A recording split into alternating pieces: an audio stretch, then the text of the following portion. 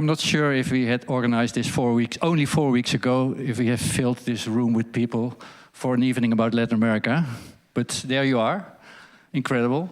Welcome to Trump, an Angry Neighbor, organized by CETLA, Center for Latin American Research and Documentation, and the Balie. My name is Edwin Koopman. I'm a journalist on Latin American affairs, and I'm your host for tonight. It's also good to mention that this evening was planned before all these things happened in Venezuela and everything we have seen this past weeks. We are going to talk about that and tries to answer some answers. Is Latin America back in the Cold War period in its relationship with Latin America? Is the region standing at the crossroads, and what will be the future? And therefore we have 4 very well-informed speakers. There will be interviews and also the opportunity for you, if any question comes up, to ask questions to them at the end. So keep your questions for the end, but one important notice is that before we start this event will be recorded and visible online and later be shared on social media, the Balie's YouTube channel, etc. So keep this in mind. Everything you say will be there forever. So let's start with, just as an introduction, with a short reflection on the most recent events, which were quite remarkable, as we all know. I'd like to invite Barbara Hogenboom. She is the professor of Latin America Studies at the University of Amsterdam and the director of CETLA, who organizes this evening. Barbara, are you here? Okay. Take the floor. The floor is there.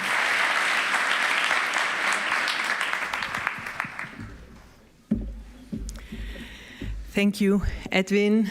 Hello, everyone. It's wonderful to have such a large amount of people coming together to talk with us, to think with us, to discuss about what is happening in the Americas and what the Trump 2.0 is meaning for Latin America. I want to talk primarily about some of the geopolitical dimensions of what we have seen happening over the past year. So not just the past month, which has already been a lot, but also the full year that this Trump administration has been in power. In these first months, after the 20th of January 2025, when Trump started, several commentators talked about how Trump and his team had started or intensified multiple wars inside and outside its national borders. A war on immigrants, a war on drugs and cartels, an economic war with the use and the threat, constant threat of the use of tariffs against imports of foreign countries, and also a cultural war by trying to ban certain words, certain histories, identities, books, paintings, etc. One big contrast with Trump's first administration was that this time Latin America became at the center of the attention, or is now at the center of the attention of this administration. So definitely there's also a whole agenda for the world, but the agenda for Latin America is suddenly much more prominent and very different compared to his first administration. And in the course of the past months, we have also seen that military elements have been increasingly added to the mix of already very harsh and violent means. So, and this is applied to Latin America, but again, that also holds for other parts of the world. In the region, from the late summer onwards, we have seen this growing escalation with massive US naval force. We know that they killed more than 100 people on supposed drug boats, but I mean, there is no truth, and these people are just killed extra legally. We cannot ask them.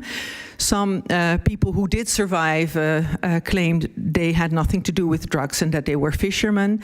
And apparently this is, or clearly this is not just in the Caribbean coast, but it's also happening on the Pacific side. So there, more than 100 people killed. And then, of course, more recently, at the beginning of this month, the push, or rather the pulling out of Maduro out of Venezuela, where also reportedly more than 100 people died in Venezuela because of these actions. As I said, I'm not going to talk too much just about this past month and Venezuela for the moment. I do want to remind you of a few other things that happened and were actually the reason why we organized this event, because there have been so many things going on for Latin America over 2025. And I want to just mention a few actions to refresh our memory. And they're not necessarily in chronological order, but I know also other speakers will talk about more of these actions that affect Latin America. We have seen in this first wave of Trump decrees how the Gulf of Mexico was unilaterally renamed into the Gulf of America. Then also very early on, Trump said China is operating the Panama Canal, and we didn't give it to China, we gave it to Panama, and we're taking it back now.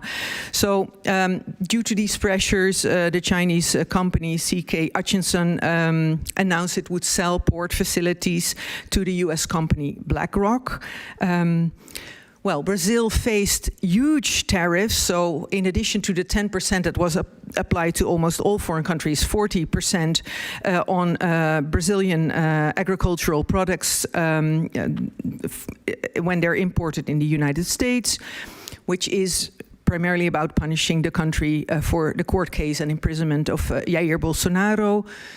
On the other hand, Milei was granted this $20 billion loan just shortly before the midterm elections in Argentina to improve the economic performance of Milei's government. We've seen several other sanctions like the ones on Colombia's president, Gustavo Petro, accusing him of failing to curb drug trafficking. And many more things, but let me just stress the dismantling of US aid is a very harmful step, or a very violent step, in the sense that this also means taking away humanitarian aid to people that need it a lot, and that was especially important in parts of Central America. Now, what does then Trump want with Latin America? What is this mix of things all about? And I want to now move more to this geopolitical dimension. The first trip of the Secretary of State, so that is the Minister of Foreign Affairs of the United States, Marco Rubio, was to Central America, to several Central American countries and the Dominican Republic. And as we know, such a first visit is always symbolic. It's like, where do you choose to kind of put your first steps? So, well, basically he went to this kind of proverbial backyard of the US.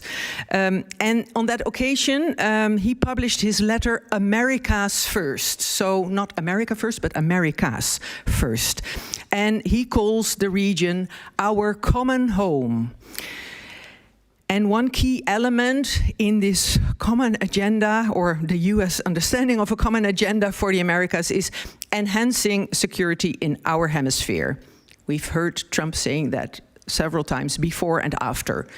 It is our hemisphere.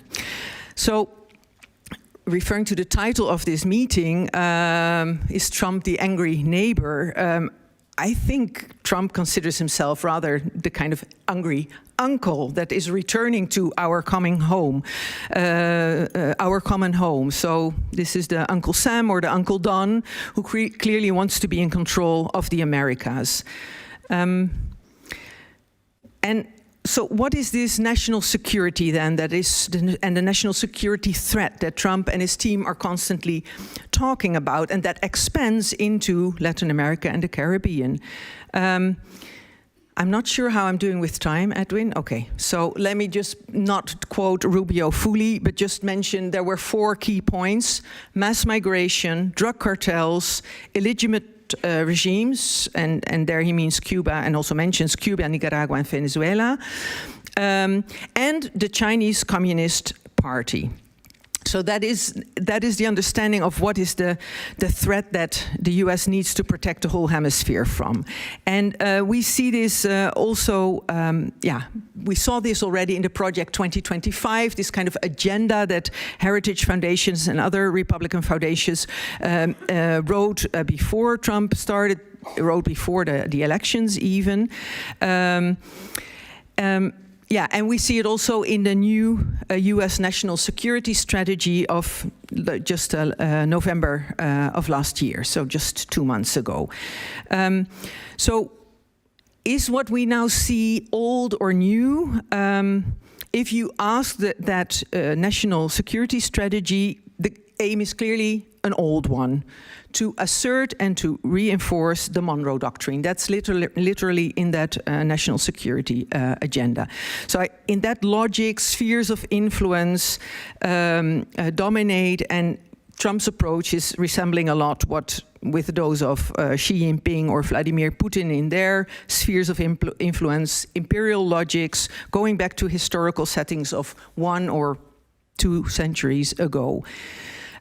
And of course, also what is usually crucial in geopolitics and in imperial projects is access to natural resources, to strategic resources. So that again also is clear from this national security strategy.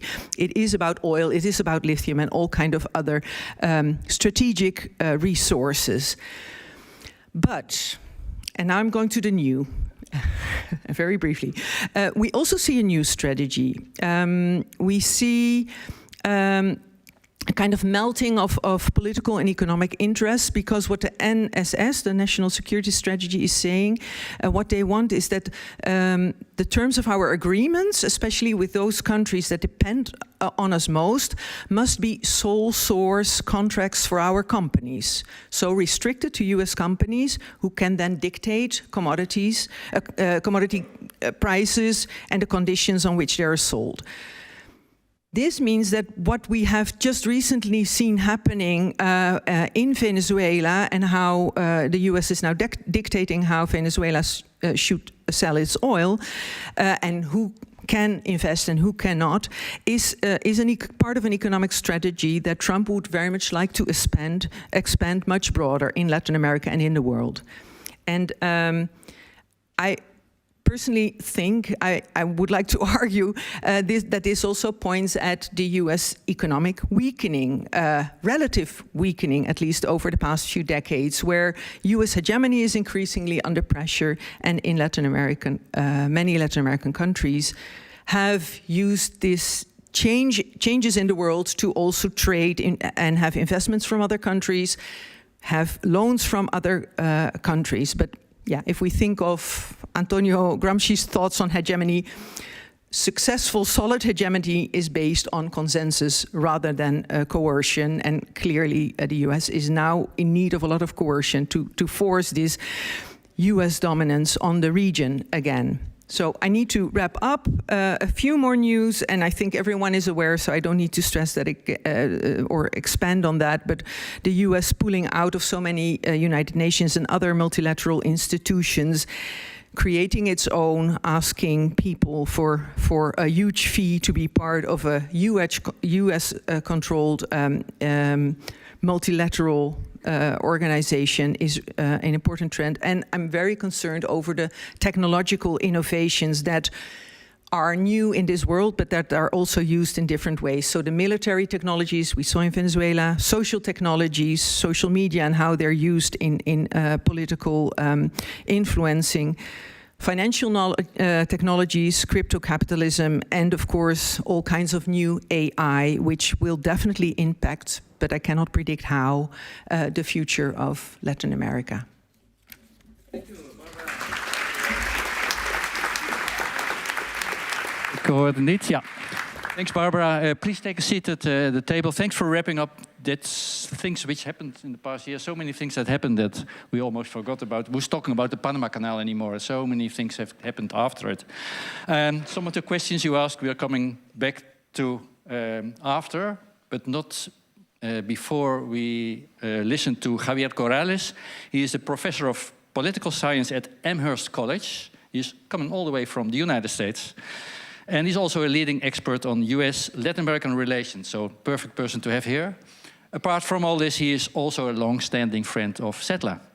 So please, Javier, take the floor.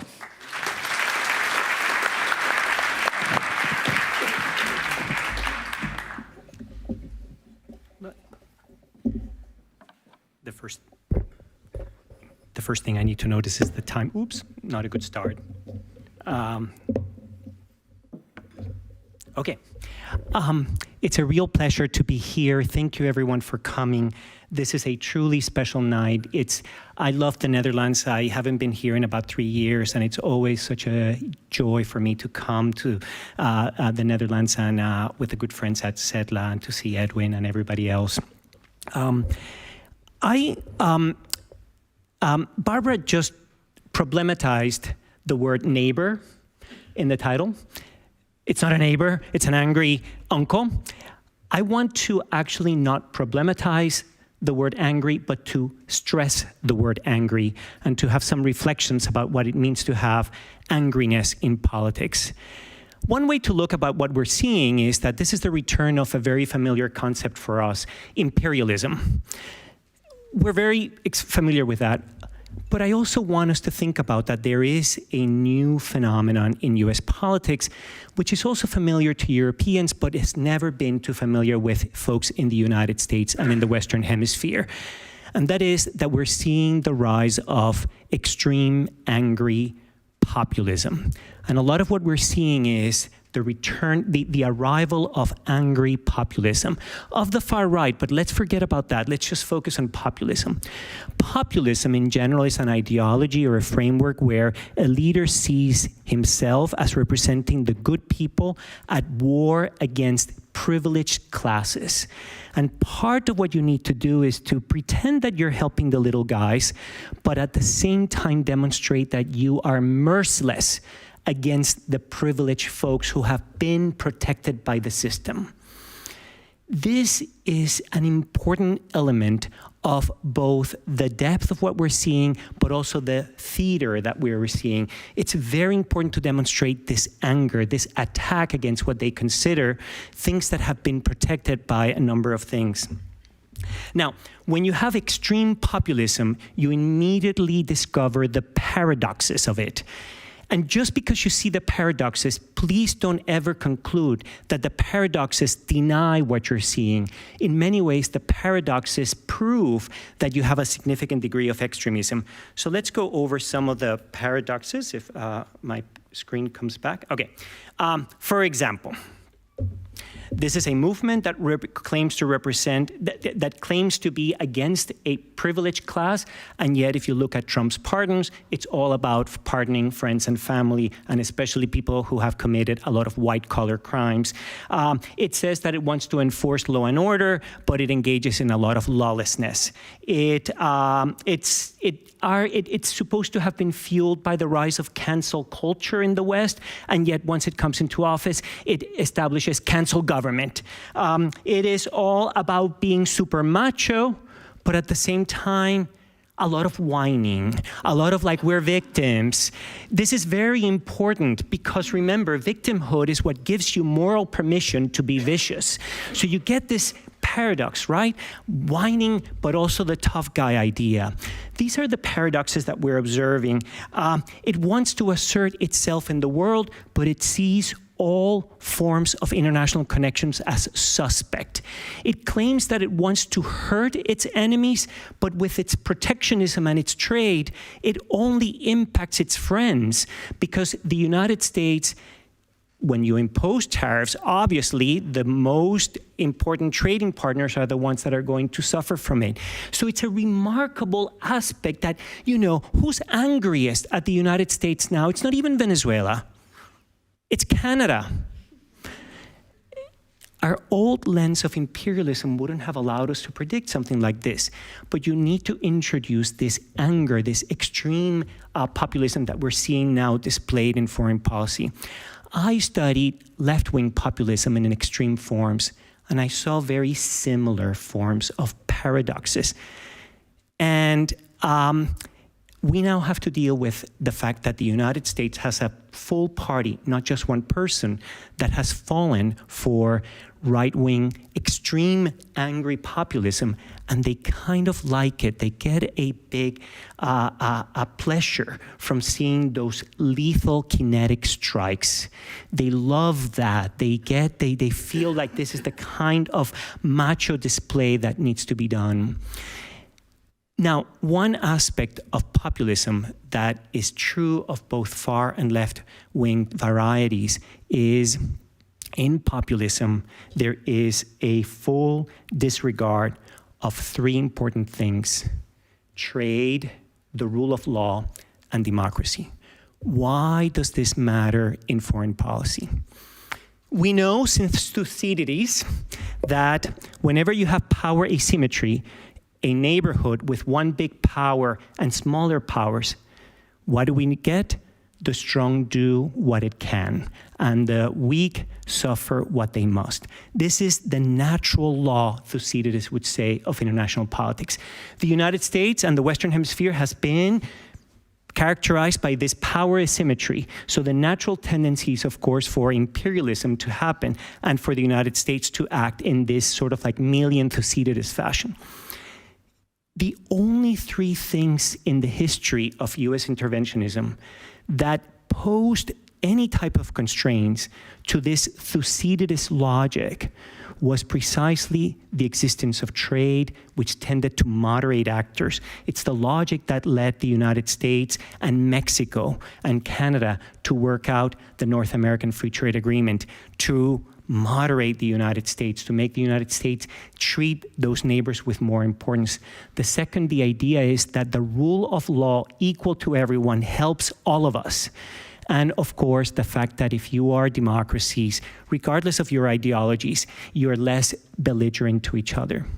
So I don't mean to exaggerate how these Kantian trilogy moderated the United States in the past. There were times when it seemed like rhetoric about trade and rule of law and democracy seemed hypocritical of the United States, and I agree with that sentiment.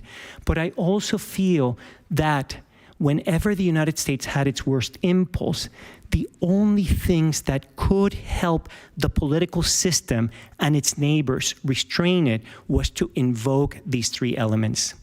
But with populism, there is a left or right, in extreme angry form, there is a complete disregard for these issues. And so we get an unhinged form of Thucydides now with far-right populism. I also want to say one more thing. We have 2 more minutes. We're going to talk a little bit more about Venezuela. I want us to understand how typical and untypical what happened in Venezuela is. What's typical about it is that the United States intervened and removed a government it didn't like. It didn't remove a government it didn't like. It removed a manager. What the United States did was to actually do what in the corporate world is called a hostile takeover. There was a firm that was competing against the United States, and instead of eliminating it, that's what the United States would have done in the past. It removed the CEO, Maduro, and kept the Maduro administration, all of it. These are the kind of things that are incredibly remarkable, but it makes sense. It makes sense when you now have a United States that really has no regard for everything that was so wrong with the state that was left to survive. In Venezuela, you had an incredibly brutal dictatorship. Nobody spoke worse about that dictatorship and that state than the very same Trump administration. But the problems with it was that this was a regime that was populist, didn't like trade, didn't like the rule of law, and didn't like democracy. So for Trump to remove the CEO and keep that state is very natural. This is something that we would have never seen even during the peak of the Roosevelt corollary. When the United States went in, it really got rid of what it thought were the troublemakers. In Venezuela, they're now partners of the United States. And in the words of Trump, Delcy Rodriguez, who was number 2 under Maduro, is someone the United States can work with. Those are statements that can only be heard when two populists, extreme populists, come together. Thank you very much for your attention. What did I just drop? Thank you. Thank you. Hello. Thank you. Thank you, Javier. Javier, take a seat here. I am staying here because we want to talk. I am very happy you ended with Venezuela. In fact, I wanted to start with some general questions, but now you ended with Venezuela. You talked about populism. Populism? Yeah, I'm talking to this one. Is there so much a difference between, I mean, you linked populism to Trump and also to Maduro. Is there so much a difference between these two? Well, you know, Trumpism could be considered early stage of what we saw in Madurismo eventually. If you look at Chavez's second term, it looked very similar to Trump's second term. Back then, there was still a lot of democracy, but it was a moment of enormous radicalism. And you're seeing it in so many ways. So in many ways, the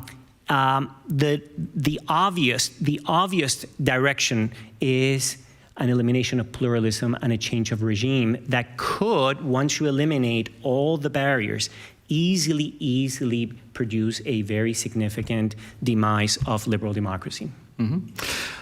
Going back to the more general level, and in the past month, especially after the kidnapping of Maduro, but also before, comparisons have been made with the past, the continuous dominance of the United States politics in Latin America, mentioning the Monroe Doctrine. Are we back to what used to be normal during, I mean, centuries, but especially also during the Cold War? Are we back? Is Trump trying to get his influence back to Latin America? My impression is yes, but now against another external force, because of course the Monroe Doctrine was directed against European powers, and it does seem that Europe is still influential, but I don't think that is much of a problem for the US. I mean, there's a lot of European investments in Latin America, but usually that goes kind of quite well together with what US companies want to do there. But I do think that this Trump administration is really concerned about how over the past 25 years, especially China has become also an important economic partner, and seeing that in also that Project 2025, where the Chinese Communist Party is said to be at war. And then it says that the quotation marks are in that text, so it's not literally at war, but seen as being at war with the United States, and that is the main threat. I mean, that is indeed happening in that backyard, or whatever we want to call it, that other part of the hemisphere, that China is now a very important partner. So if you consider that a threatening partner, then there is indeed now suddenly a concern about how important China has become, economically speaking, for many countries. Trump is mentioning China all the time. When it was about the Panama Canal, when it's about the oil from Venezuela going to China, but in fact he has a clue then. Well, economically speaking, that is the case. But his understanding of that being a threat to the United States and how that is a threat, that is quite particular for him and his group. Because even if you look at the countries that, ideologically speaking, and also in populist styles, are a lot like Trump, but in Latin America, you see that Milei in Argentina is not saying now, okay, goodbye to the deals with China. We are now going to have as a preferential partner the United States. So this is a big... Panama withdrew from the Belt and Road Initiative, so some concessions have been made. Yeah, definitely. But it's also, we see then when a certain thing is happening. I mentioned the Hutchinson selling part of its infrastructure projects along the Panama Canal to BlackRock. But they're actually now in court because they sold it, but in the sense of now being part of a merger with BlackRock. And now there is clearly a conflict because, I mean, the Chinese have money there, they have investments there. I mean, a businessman like Trump should understand that you cannot simply say, oh, you just have to sell it. So in Latin America itself, and based on all kind of international rules about investment and investment protection, I think what Trump wants to do is basically impossible, and Latin American countries don't want it. Okay, this is about trade, but then if we look at how Trump treats the different kind of leaders in the region, there's a really big difference between what he says to Petro, who is a left-wing president in Colombia, or Noboa, who is a right-wing president in Ecuador, or Bukele. No? To what extent, Javier, ideology plays a role in what we are seeing? I think there is an element of ideology in the sense of there are groups in the administration who really think in terms communists versus non-communists, absolutely. But I don't think that Trump thinks that way. They are in the administration. I think it's more important to think of Trump as incredibly transactional. He likes to get things for himself, not for national security, which means that sometimes a lot of this bullying is dressed as an ideological battle, but in reality, they come back with some kind of an agreement that typically involves friends and family of the Trump administration making huge gains. So I think it's not that they're in conflict with each other, but there is a significant element of discovery that Trump will have a fight with Petro, but Petro can pick up the phone and offer Trump something, and tensions go down. So that is a sign that ideology is not primordial, even if it is still important. So you're saying, I mean, Trump, in fact, at the end, is a businessman. He wants. He is an acquisitive, all for me, but not a businessman who thinks about the collective good of, say, for example, creating an industry. He's very much a person who feels in terms of how this is going to benefit me and my party. But what is in this story then the role of Marco Rubio, who is more like an ideologically driven person?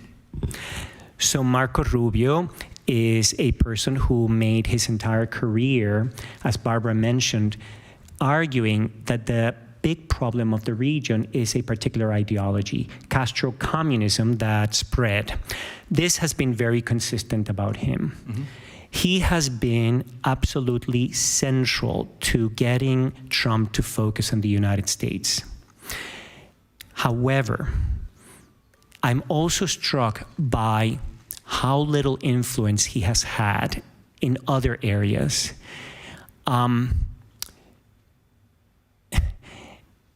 Like I said, I would have never expected Marco Rubio to be part of an administration that has made a working deal with Venezuela. I mean, this is something that I think he's having to swallow, because I believe that he's very ideological. Maybe he thinks it will come with time. Maybe he thinks that now treating Delcy Rodriguez with economic pressure, this is a mistake that so many presidents make. They think that if you make economic pressure, they'll come around.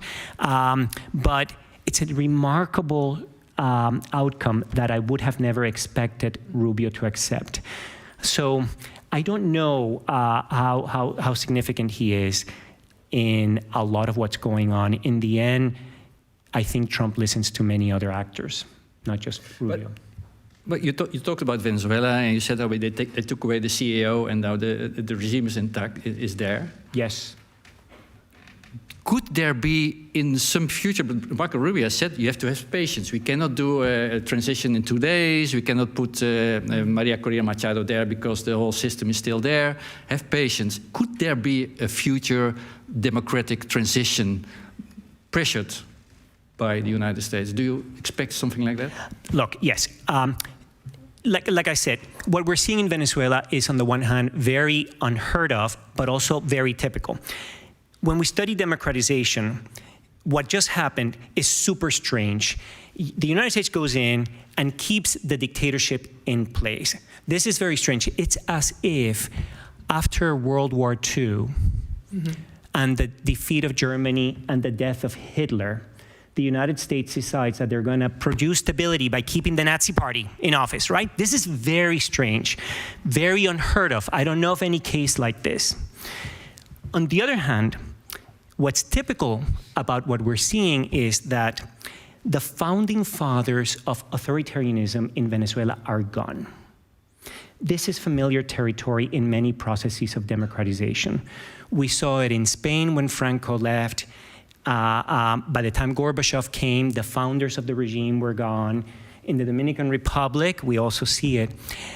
Once you're there, once the founding fathers are gone, new processes come in. They're going to have to make new decisions. You're going to have dynamics that could result in a transition. At some point, somebody could come in and get rid of them, or this person could liberalize. You never know. It is absolutely possible at this point. What I don't think it is very possible is that the United States, as an external partner, is going to be a promoter of this. So if it happens, it'll probably happen in spite of United States' role. In other moments, the United States would have been an important coach in this process. But at the moment, it could happen. A transition may happen. You know, in 2 years, there might be some kind of turmoil that could unravel into some regime breakdown. But it's not going to be something that one could say was led by US efforts. Okay, but now we see these oil deals with Venezuela. And in fact, if investments will take place, we don't know if this will happen, but then the regime will only profit from more income. The commodities will help. The deals with the United States will just keep the regime in power. What do you think? Yes, if indeed that regime stays in power, because I would also be surprised. I mean, the large majority of Venezuelans have been protesting, have been demanding democracy for a long time. And of course, now they're kind of quiet and careful and concerned of also trying to make sense of what is happening at the moment and where there is room for democratization.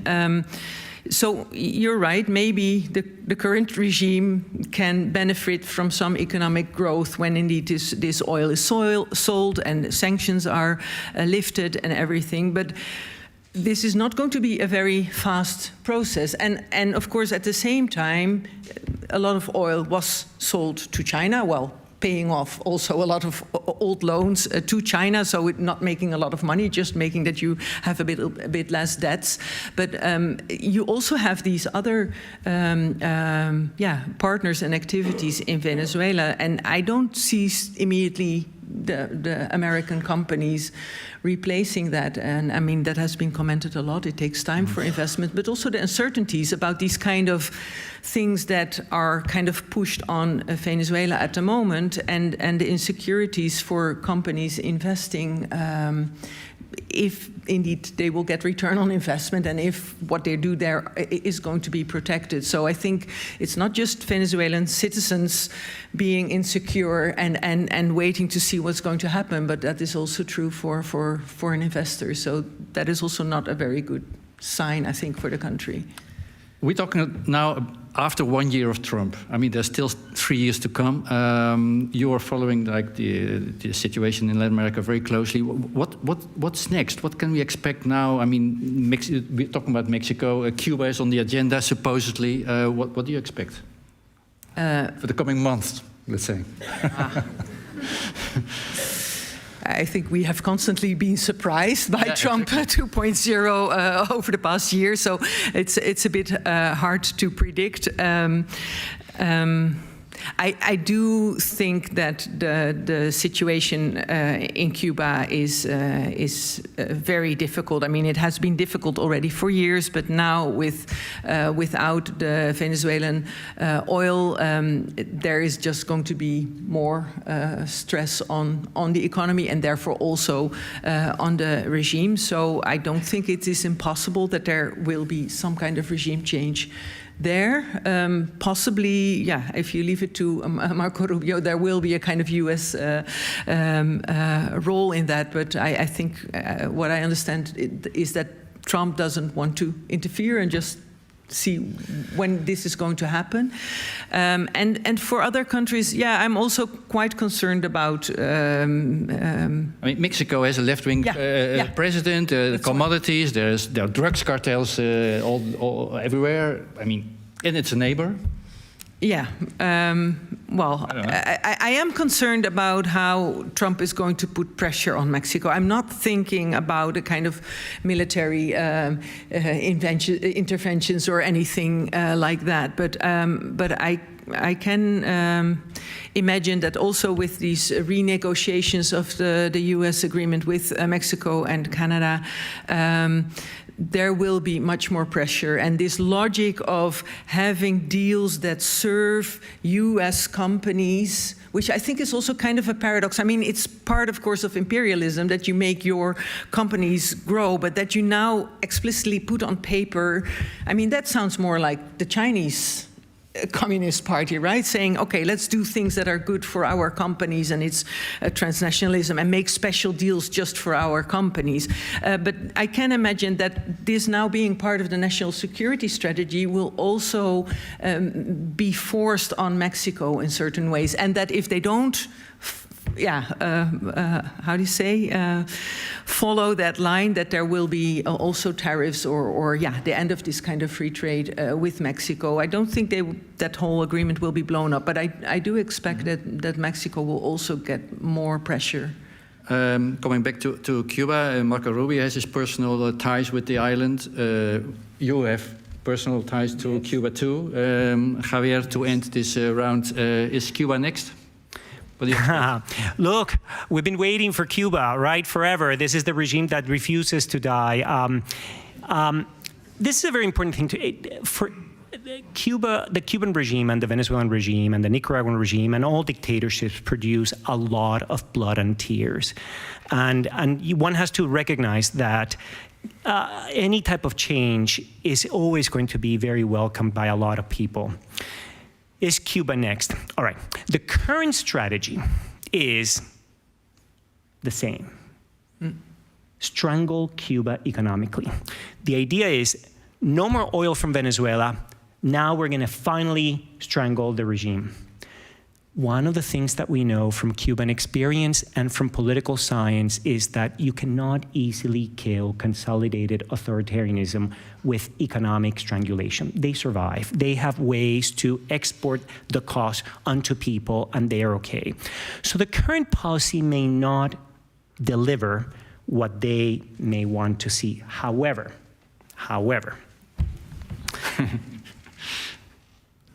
when Donald Trump says that he's having a very good relationship with Delcy Rodriguez, when you know, because The Guardian reported on this, that before anything happened in Venezuela, there were conversations between the White House and Delcy Rodriguez about how to do this. I am just wondering if one of the things that the Venezuelan government is cooperating with the United States on is intelligence services on Cuba. I'm just wondering, these are regimes that were incredibly fused. The United States knew a lot about how to do what it did in Venezuela. I don't know whether, the next actor to be sacrificed is, after Maduro, by the Chavistas, is going to be someone in Cuba. That's a possibility. We now have heard rumors that what we saw in Venezuela was in so many ways, insiders gave the United States green light on information.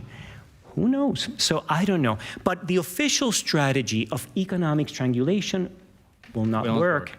But conversations with Venezuela, I don't know. Okay, thank both of you. Please stay on the table. I'm going to stand just to make a point and introduce the second round of speakers to go into some more detail on the way we stand. And we start with looking at what's happening in the United States itself. We see images on the television every day, a policy of repression and deterrence towards mostly Latin American migrants. Julianne Wegels is Assistant Professor of Latin American Studies etc. of the University of Amsterdam. Please, Julian, come forward.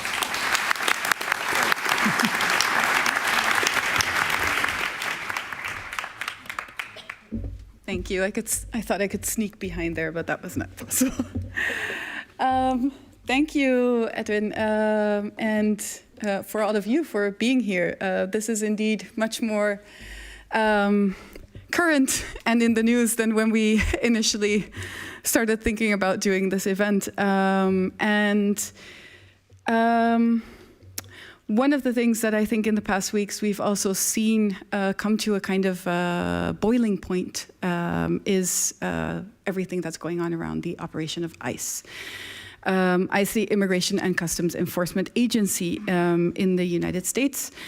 I want to say a couple of things about ICE. I also want to draw a connection to how does this impact Latin American communities, particularly refugees outside of the United States, and a little bit around what does this say about authoritarianism as well, or where I see some worrying developments. Well, so ICE is, we've just seen, probably most of you in this room on social media, the 24th fatal victim of a shooting at the hands of ICE agents. And maybe the second one that you have all heard of, or by name, but the 24th, and also not, there are many more deaths in ICE custody, of course, so you were talking about shootings. ICE was established in the aftermath of 9/11 by Homeland Security Act, and has mainly been focused on the removal of unauthorized persons. Wasn't really a huge agency to speak of. What's growing, particularly quite controversial also for the Democrats. Under Obama, of course, a lot of deportations. But what we've seen with the second coming of Trump is a huge incrementation of ICE's budget to $170 billion for border and interior enforcement, including in that $75 billion for ICE. The interesting thing is that this is so we kind of see the abandonment of the wall project, right? Which was the project of the first Trump administration, build the wall, etc. The wall has been abandoned. Now it's about internal migration control. The expansion of detention facilities, which are privately owned. And that's where I think one of the first points I want to raise in relation to authoritarianism, and particularly as I study this in Central America, is the role of oligarchies, right? So what we see, Trump and this club of billionaires that he has around him, is the United States turning into some form of an oligarchy? I have that as a question mark. Another thing that we start to see is that ICE is able to operate with a huge leeway, mandate, on the basis of agreements that existed beforehand with police departments at a federal but also state level, but in which they are now in effect able to almost supersede some of the mandates of local agencies, and where those cooperations have at times also become very tense, right? So ICE is in conflict with some other government agencies, particularly, let's say, armed government agencies. And their use of masks, their use or not really use of any kind of uniform, not identifying themselves, using unmarked cars, all of these kinds of things, also really remind us of some authoritarian governments, current and in the past, in the Latin American region, where a particular armed government group is given kind of beyond legal means and rights to do what a politician, the leader, politician, wants it to do.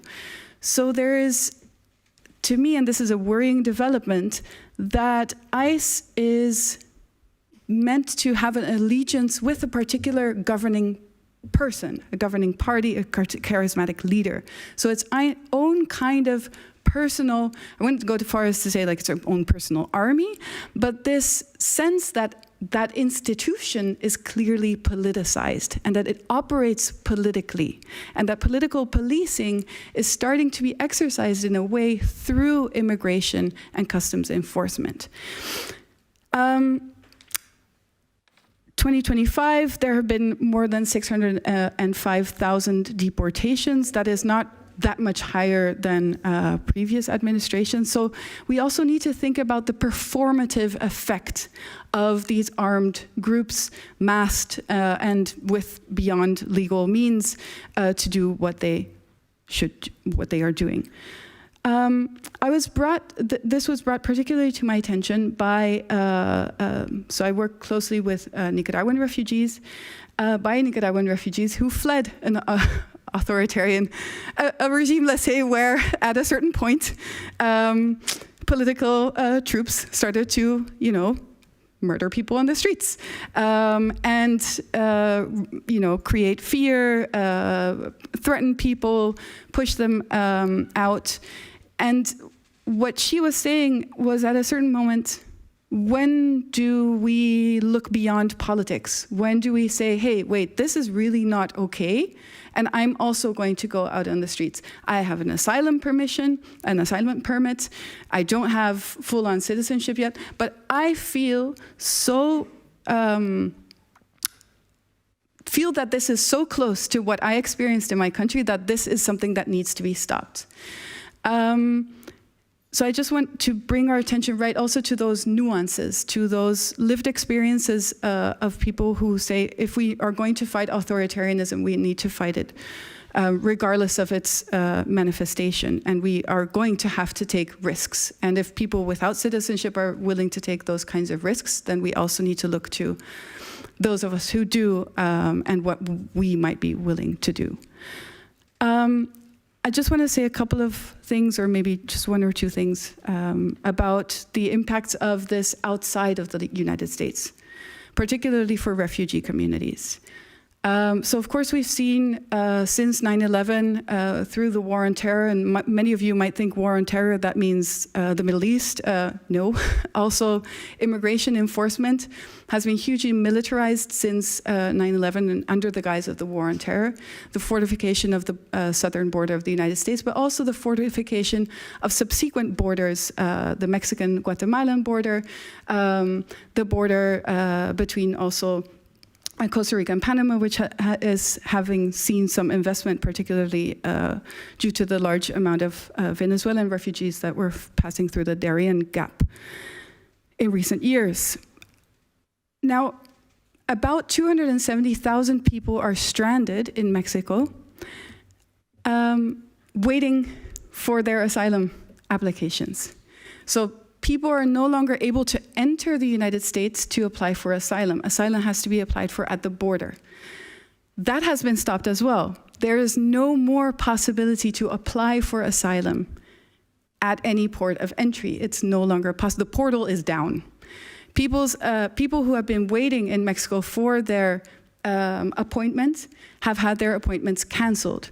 People who are in the asylum process, and I'm wearing this badge for that reason, mothers of the Association of the Mothers of April, which are the mothers of people who were killed during the demonstrations in Nicaragua, two of them have been are placed in ICE custody in recent months. So people who have asylum processes ongoing, right? People are afraid to visit their family in hospitals. People are afraid to leave their house to go to work. And we should not underestimate the fear and the threats of that, or the solidarity that is emerging around this, right? To move back to across the border and the impacts for those who are waiting on the other side of the border, the annihilation of US aid, among other budget cuts that the Trump administration has done, also to the ACNUR, the UN Refugee Agency, is currently leading to enormous, a humanitarian crisis, one could say, for refugees who are still trying to get to safety somewhere. I'm not going to say the United States anymore. Of course, asylum applications in Mexico are also going up because of the situation. But the problem is that there are many more risks now.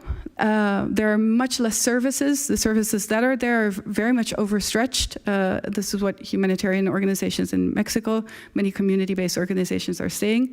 There's much less funding to be able to assist the amount of people there. And all of this places people not only in a legal limbo, but also in a very vulnerable, dangerous situation where they are much more vulnerable to abuses of organized crime. And I want to finish by saying that this also brings out some of those paradoxes, right? So if you say, as an administration, I want to stop illegal migration, I want no more migrants, but then at the same time, you cause situations in countries that make people need to flee, need to fear for their lives. At the same time, you are taking away aid, but you're also going after people who are sending money back home, remittances. Central American countries depend on remittances to up to 25% of their brutto national income. How is that supposed to resolve any kind of situation? So we're very short-sighted, and I think in the long run, an unfortunate, highly authoritarian tendency that we are seeing in relation to the treatment of minorities and the lack of long-term vision. That's it. Thank you very much, Lien. Please take a seat. Thanks for this close look at things which we are looking and watching in the news every day, things which are happening as we speak, in fact. Our last speaker is Carlos Dada. He is a Salvadoran journalist and the co-founder of El Faro, co-founder and director El Faro, which is the first digital-only news outlet in Latin America. He has won more or less, I think, all the journalistic and press freedom awards which you can imagine. He's going to focus on Central America, or what he calls himself, the Donroe Doctrine in Central America. Please, Carlos.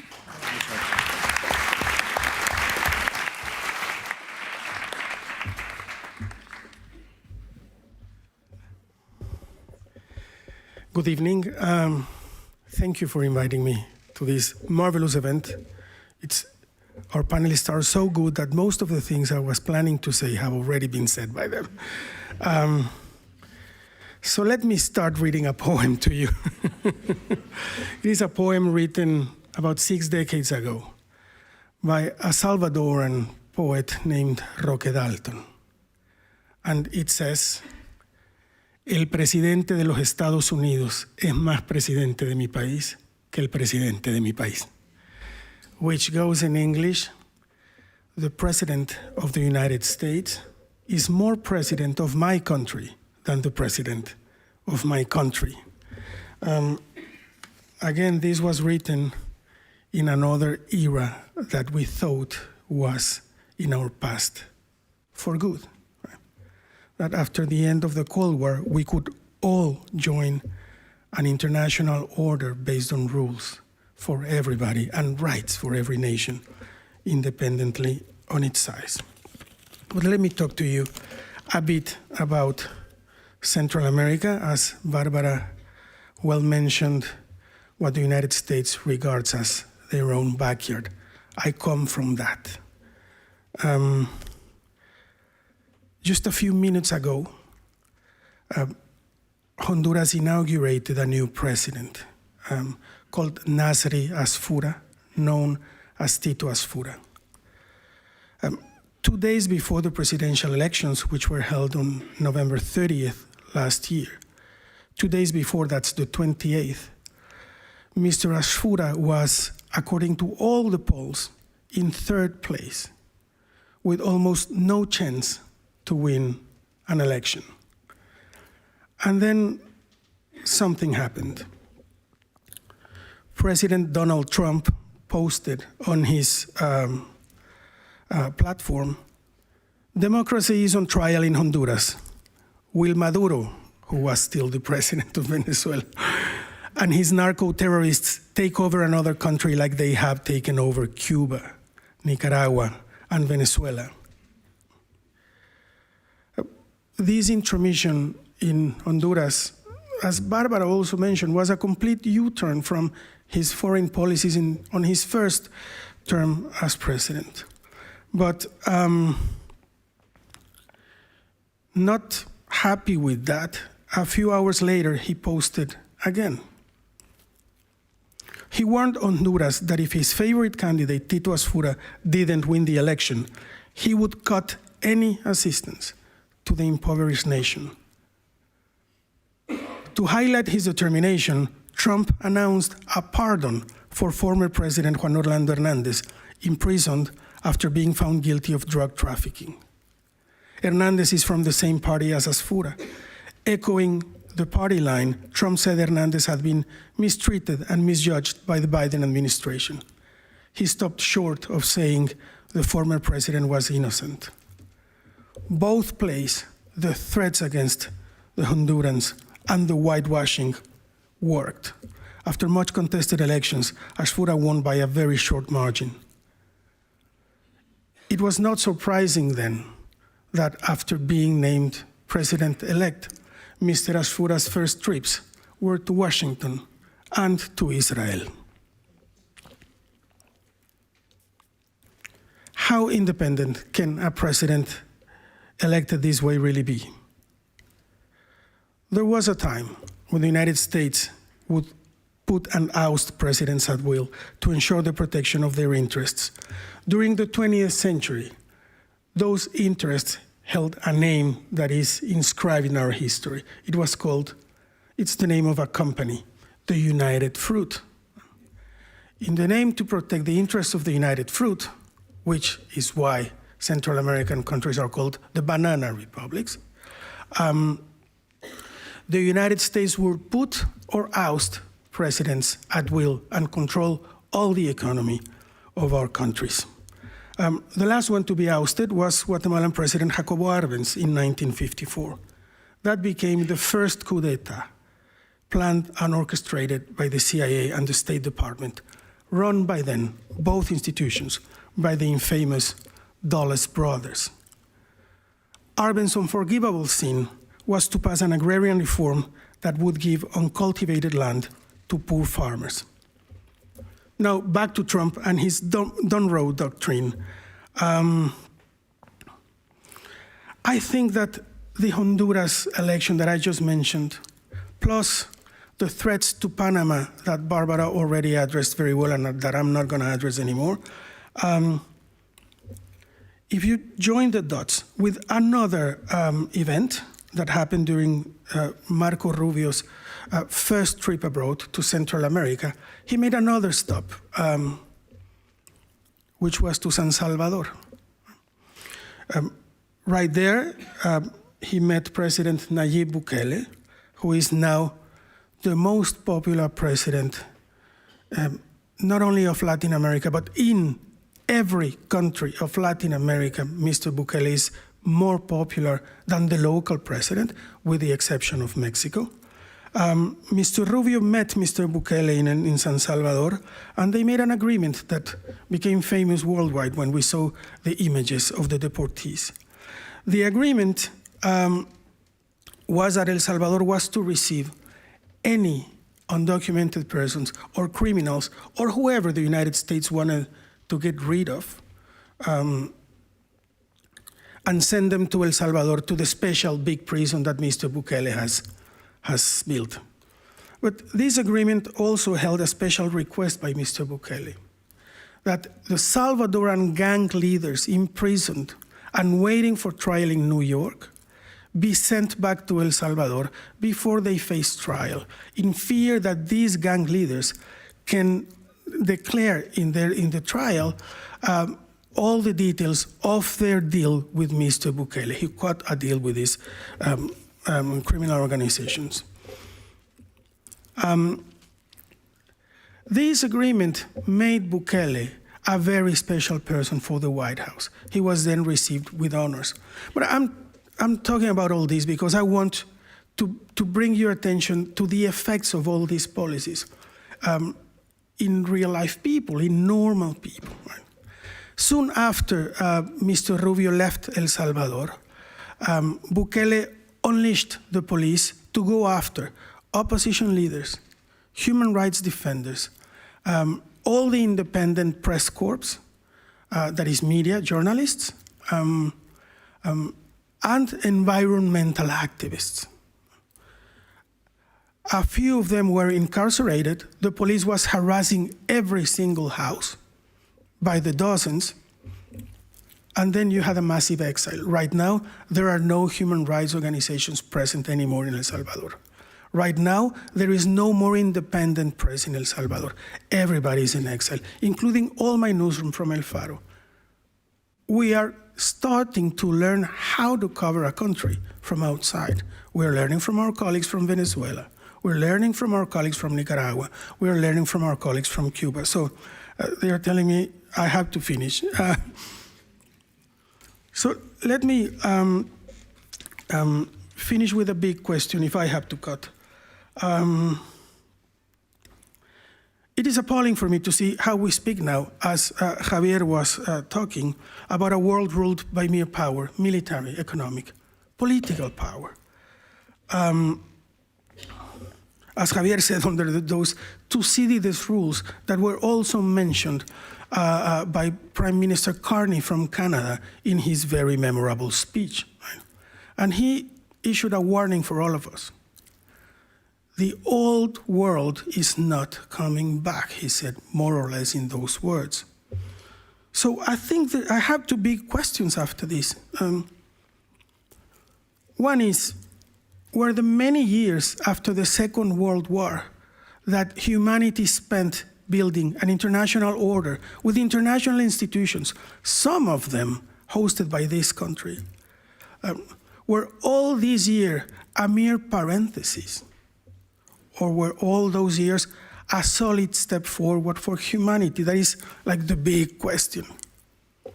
The very small question that is very pertinent to people like me is how small societies from small countries like ours can stand after this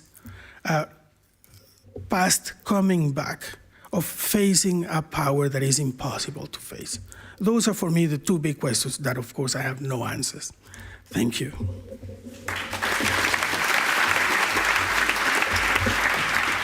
Thank you, Carlos. Please take a seat. Thank you so much, Carlos. Regarding the time, I had a long list of questions to discuss here on the table. Regarding the time, I am going to limit myself to one of them and then look if there are remarks or questions from the audience.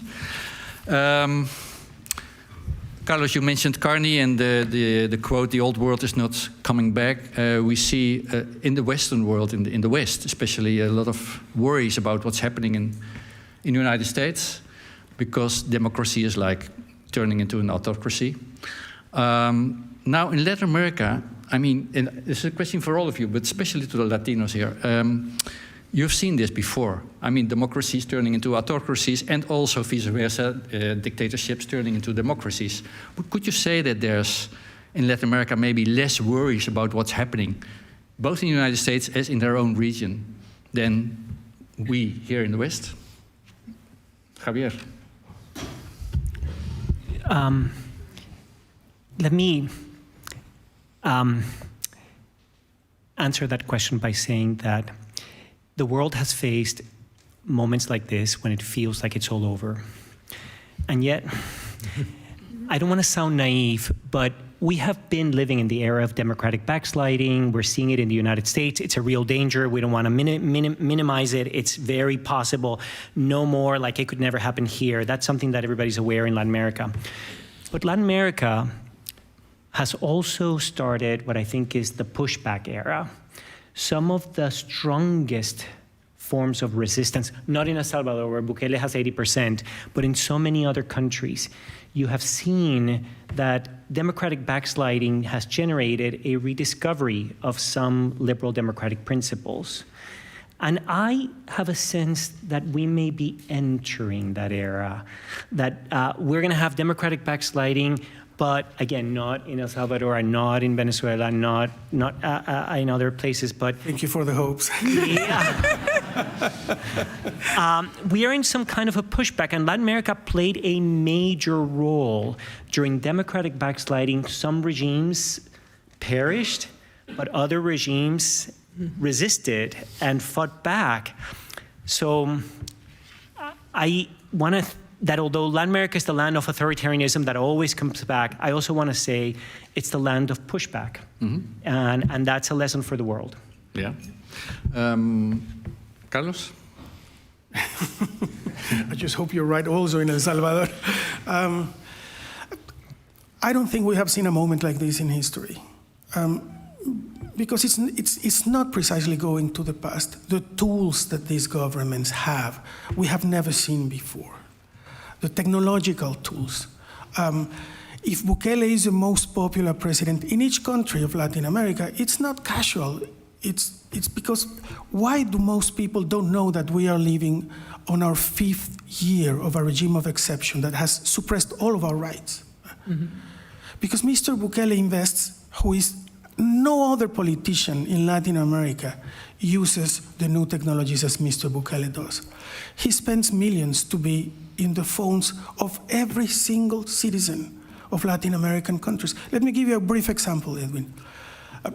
Almost a couple of months before the last election in Chile, one of the polling houses put out an open question. Which figure do you admire most? Half of Chileans answered this open question, Nayib Bukele. And I was thinking, why is the president of a very small country, thousands of kilometers to the north, in top of the mind of half of the population of Chile? And the answer is because of what they see in their phones every day. So this is why I don't think we've ever seen this moment before. I was kind of impressed by Mark Rutte's declarations today or yesterday, where I think it was today, where he said, if anyone thinks that Europe can defend itself by itself, you're dreaming. Which means the intensity of this second term of Trump has taken everybody by surprise, and no one is prepared for this. Barbara, how would you describe the mood in Latin America in these times? I'm not sure. I'm also not sure if there is like a mood, because I think you see also, I mean, Javier talked quite a bit about paradoxes if you look at populism, but I think you also see those kind of paradoxes within society. I mean, we have known for a long time from also polls during decades that and this is actually questions that they usually put to Latin Americans. I'm not sure if they are in European polls as well. Like, if you do you prefer democracy or a dictatorship? And then, of course, the majority says democracy. But then, when it is about, well, but if a dictatorial leader produces better economic results, then what do you prefer? And then you see a very different choice, and actually a majority then opting more for economic stability. And I think, of course, also, we have to be we have to understand how, for a majority of citizens in Latin America, crime is a big concern. It's not something like, I don't know, something out there. It is in your houses and where you live, and where you feel safe to live, and where your children are going and everything.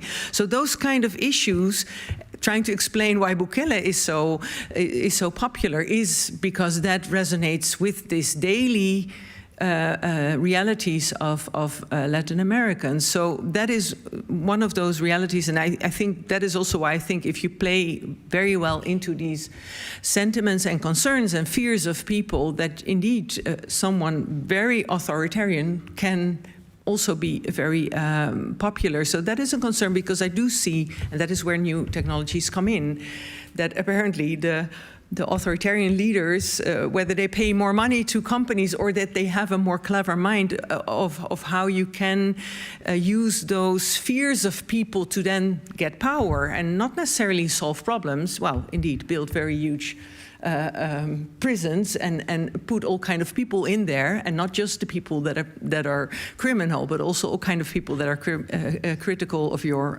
government. So that is how, indeed. Well, I would like to follow Javier in his optimism, but I am also very worried of what we can see in the coming years. Even if Trump would be voted out, also in the region itself, there is a very strong, authoritarian and far-right tendencies. Yeah. Julian? Yes, so indeed. Thank you also for bringing up the SECOT and El Salvador receiving, of course, deportees. And the criminal, I think something that's very clear that we can now see across the Americas, not just in the United States or in particular Latin American countries, is the conflation of some categories of potential dangerous people, where we start to see not just the over-criminalization or strong hand against criminal organizations or gang members or, let's say, regular criminals, but that we start to see the criminalization of dissidents, of human rights defenders. This is not a start, right? This has been going on for a number of years. We start to see the use of cyber laws and foreign agent laws. I think these are things that both Nicaragua and El Salvador have implemented cyber and foreign agent laws in order to criminalize different groups of people, so dissidents and migrants. And this is particularly strange in the Americas because the Americas, and of course this has a much longer history, but let's say being a migrant in the Americas didn't really used to be a reason to be criminalized. It's kind of, you're trying to salir adelante, you're trying to do the best you can for your family. The country is based or built on immigrants. The United States itself has a whole kind of course, settler colonial, but also immigrant kind of part of their national identity. And that the immigrant in general is seen as kind of a hard-working person. And we can see, particularly with the criminalization of Venezuelan migrants in a variety of countries, we start to see kind of European-esque, I'm going to call out Europeans here, including European, for xenophobic sentiment against migrants. And we see it in Costa Rica, Nicaraguans, we see it in the Chilean elections, and Chileans now starting to speak of deporting Venezuelans. The notion of migration detention in the rest of the Americas, aside from the United States, is like, these are new developments. So those are also things I think that are, very relevant to keep an eye and on. Part of like a structural change. Yes. It's not just conjunctural. Yeah. Okay, I can thank you for your remarks on this. I can imagine that in the audience there are questions or remarks on what we're talking about and what we have been listening to this evening. I don't know, I look around. Yeah, there are two questions here. There's one there. So we have someone here, one of the two. Yeah, thank you very much. I have a question. I'm part of the union movement in the Netherlands, also working in Latin America. Hi, Barbara. And one of the things, what's very important is that Trump, he promised the workers, the people in the United States, that economy would be improving. And that's not happening. He said the factories will come back, the employment will come back, etc., etc. And it's also a little bit like all the theater that he's demonstrating and all the shows and all the bluff and all the macho things that he's doing, which are incredible, is also to like not see what's happening over there because it's not going well.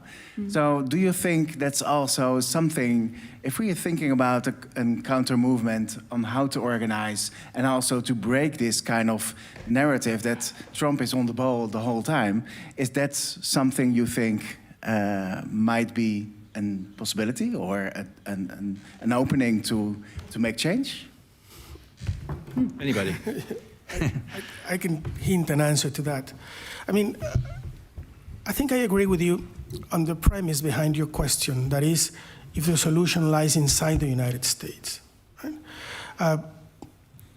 I think I share that vision because I don't see anywhere else where there is a solution. I mean, the response of Europe to Trumpism has not been coordinated until recently.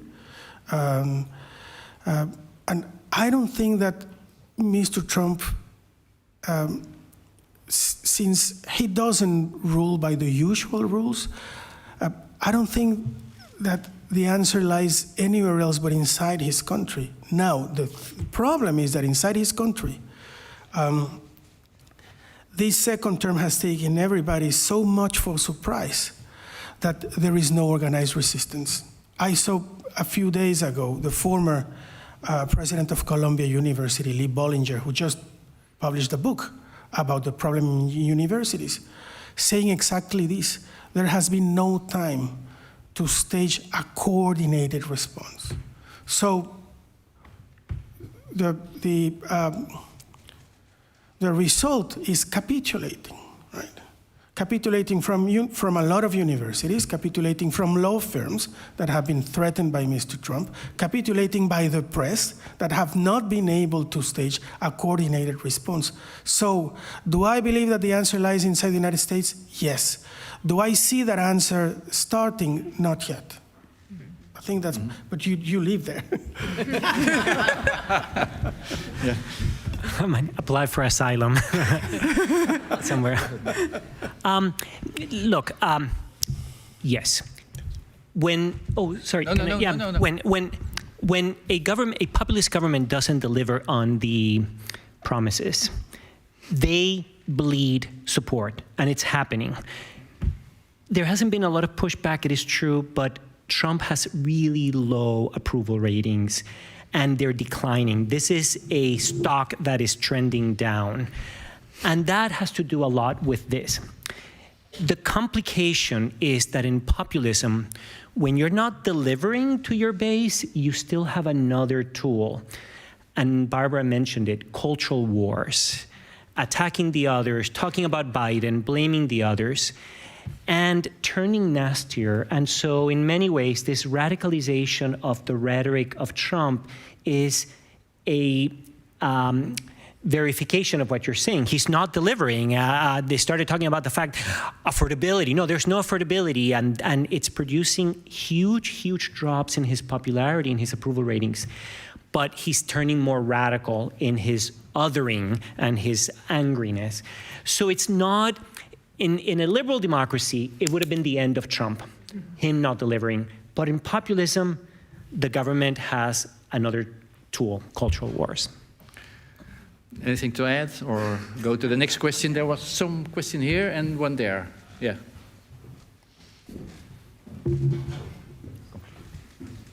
Hello, thank you for that I can ask my question. I have a geopolitical question. In my opinion, the things with Trump are more, history isn't repeating, but it's rhyming. Back in the day when the US was manifesting its destiny, that whole period, in the Caribbean, two minor European empires had to suffer a bit of pushback from the Americans. The first one was the Danish. They had to sell the US Virgin Islands and a little kerfuffle over a place called Greenland. Maybe you've heard of it. And the second was the Dutch Empire. The Dutch Empire had requests, and then some by force, to abandon their positions on like Curacao or Suriname. And we didn't want to do that, so we sent out a couple of warships and scared away the US Navy, because our Navy was bigger at the time. If history doesn't repeat but rhymes, if Trump goes after a place like Suriname, would the Dutch government abandon it to Donald Trump? Nice question for Barbara, I think. Well, I've been thinking a little bit about Aruba, Curaçao, because they are still part of the Kingdom of the Netherlands, and of course Suriname now is an independent country. Yeah. Well, Aruba and Curaçao don't have oil.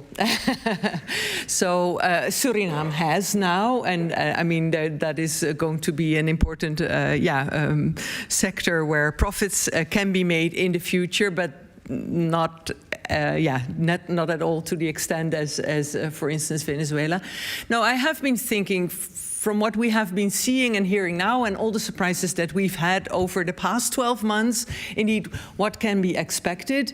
And I can expect that there will be some kind of rhetorics about threats to the US or needs of the US that need to be solved by taking control of some sort of other parts in the region. So I don't think that is completely impossible. Indeed, in that sense, there can be definitely rhyming. And I'm not sure what reactions will be. I mean, I think also the Greenland thing is still, I mean, that is just 2 weeks ago, right? And we're all still kind of baffled and we don't really know where that will go. So there are good reasons to be concerned. And I also think, I mean, Trump can do and say a lot of things. But of course, there's also a lot of counter powers.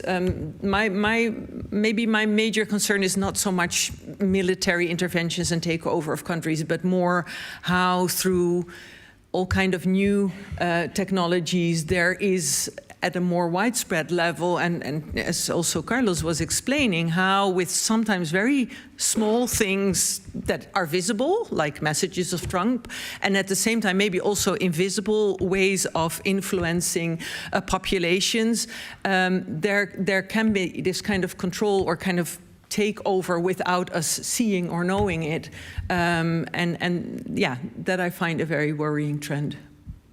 Yeah, there was one question here still, and there, 1, 2, 3. I would say let's keep it to these 3.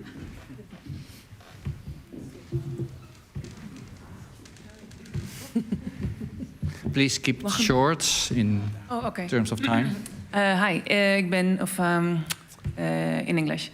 I'm Yelisa Nieves. And I'm Dominican, but I was wondering, so we've seen and we've talked about Trump is very transactional. If he doesn't like your political color, tariffs. If he doesn't like you, kidnapping.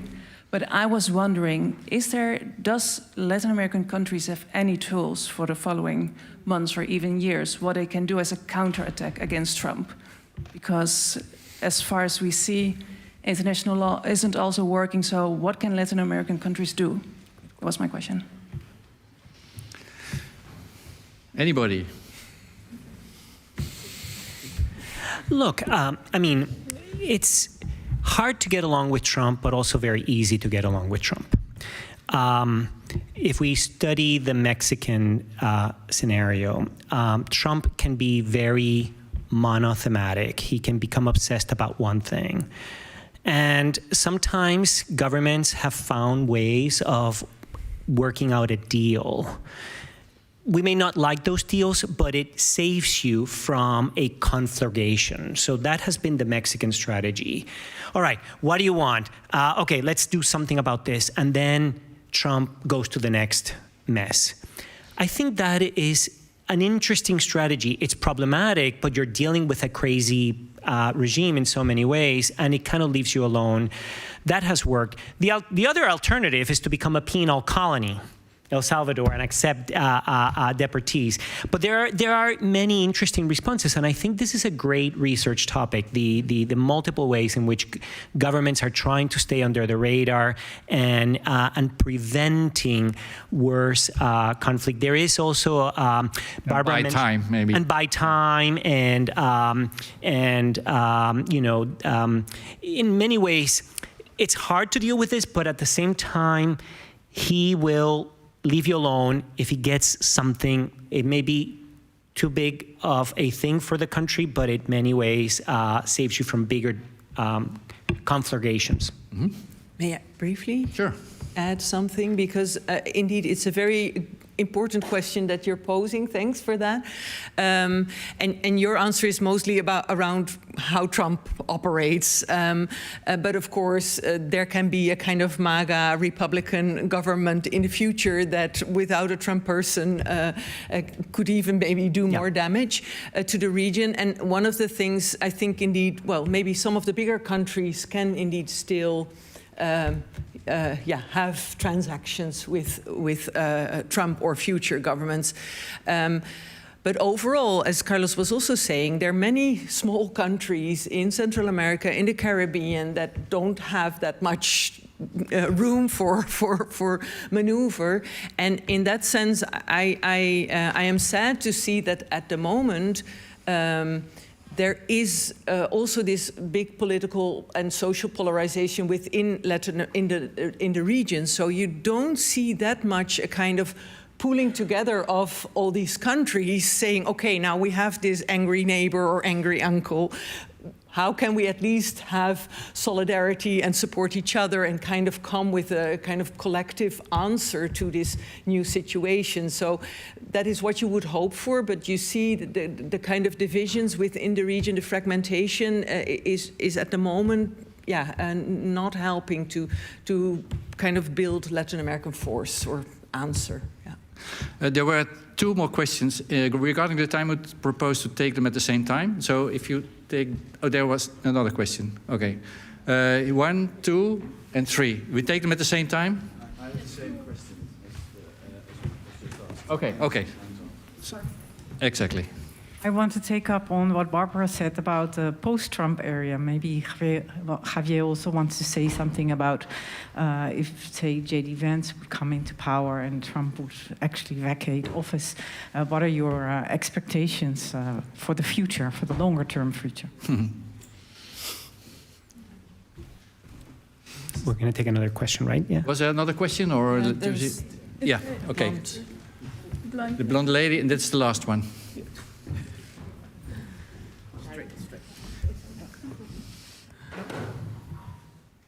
Thanks. I will keep it short. Thanks for the interesting session. So Europe, of course, has is profiting from a stable Latin American region. But what is exactly the role of Europe in, economically and diplomatically speaking, in this region? Okay. Any of the questions to any of you, please? I can say something maybe about that last question, but specifically in relation to Central America, and maybe even more specifically in relation to the Netherlands. So unfortunately, what we've been seeing on part of the European Union or different member states has also been over the past years to close offices, to center trade as one of the key issues, rather than, or perhaps more importantly than, human rights. And I think that part of the reason why Latin American countries aren't directly looking to Europe instead of the United States. So if you kind of have beef with one angry neighbor, let's look to the other formerly angry neighbor. It's in that sense that Europe hasn't, as a whole, been able to back up their in some cases, diplomatic emphasis, in some cases, not so much emphasis on human rights. So for those governments that do want to, that have a progressive agenda, that want respect for human rights, etc., they're kind of in a quite isolated, or I wouldn't say isolated, but they're in a space where there's relatively little resonance with other countries around the world. The big powers are generally authoritarian: the United States, Russia, China. So the whole, let's say, one of the bigger shifts that I kind of worry about, and that I don't think that the EU has been doing enough about, is precisely kind of the erosion of the human rights framework as the basis for an international order of some sort. Yeah. Thank you. Well, then there was the question about the future.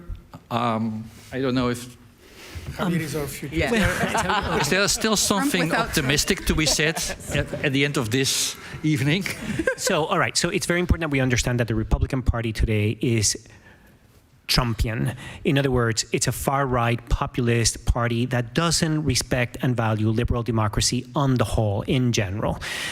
There is a significant degree of alignment with many of the policies. When you do polls, the approvals are higher if you're a Republican with the policies.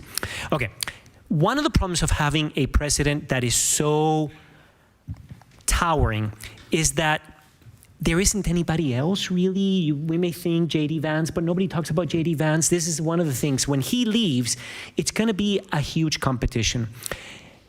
They're all going to be far-right populists. It's very important. The difference is how risk-taking they're going to be. One of the things about Trump that Republicans love about him is that because he never feels embarrassed about anything. Some of us, he's a total risk taker. He does whatever. He comes to Europe and calls Greenland and Iceland, and he does these things, and he feels no embarrassment. It's going to be hard to get another one like that. However, it's going to be easier to get a more disciplined Trump and somebody who is less scatterbrain, and those exist. So I worry a lot about those who are much more focused. Thank you, Javier. Thank you, all the participants. I had so many questions to ask, but there's beer in the bar, so let's talk further. Thanks for your sharing your insights. Thanks, Setla and the Balie, for organizing this incredible evening. And thanks the audience for coming. Keep an eye on the social media of Setla. There are many events like this. And keep an eye on Latin America. Thank you for coming.